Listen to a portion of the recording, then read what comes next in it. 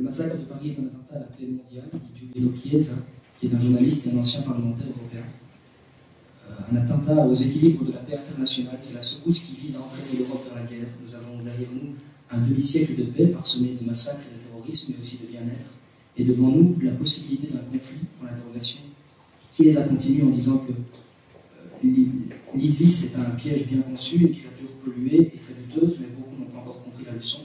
Et puis ils se demandent, et qui paie une armée de plus de 50 000 hommes? Et puisque ce n'est ni la Russie ni l'Iran, il reste peu de mécènes. Lesquels?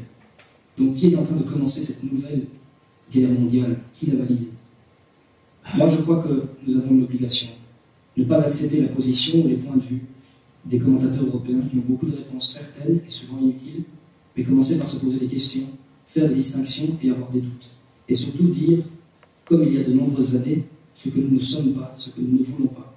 On ne veut pas être colonialiste, on ne veut pas produire et vendre des armes, on ne veut pas envoyer nos militaires tuer des gens à travers le monde, on ne veut pas continuer de bombarder les affamés à travers le monde. Les soldats, nous les aimons plus quand ils déblaient la boue et font traverser les petites vieilles sur les passages cloutés. On ne veut pas fermer les frontières aux réfugiés désarmés. On ne veut pas dire que ces pauvres diables viennent dans notre pays pour nous tirer dessus parce que nous savons qu'ils assistent nos aînés, qu'ils nettoient l'escalier dans les immeubles et qu'ils font les pizzas en bas de chez nous. On ne veut pas avoir de rapports commerciaux avec des pays riches, enrichis, mais esclavagistes. On ne veut pas, on ne veut pas, on ne veut pas, nous ne voulons pas. Et la conscience peut aussi commencer par le refus. Merci beaucoup.